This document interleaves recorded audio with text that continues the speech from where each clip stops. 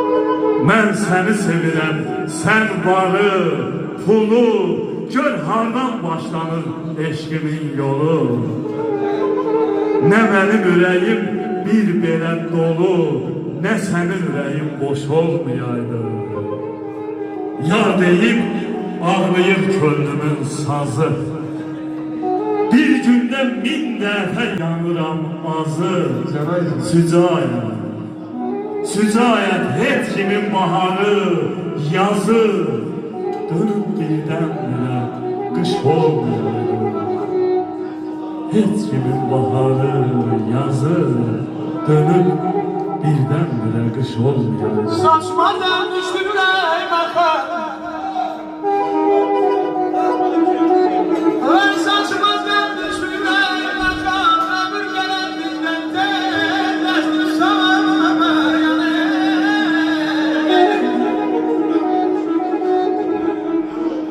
Daha deprem tüken çölüyor. Daha deprem tüken çölüyor. Ama sözler fayda, yansızlar fayda. Ağlayın dembele yanmayanı. Yazın adı baştan açtım.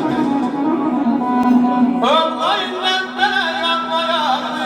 Yandır el kerem kimi dalmayanı.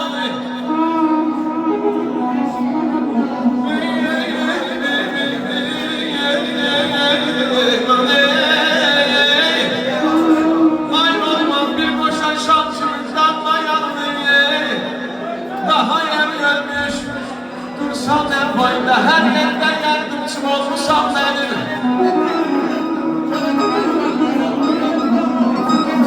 Bu adama hemşeram değil, olmuşam benim. Adımı dillere yazmışam benim. Çok kaç gözünü görmek şerefim.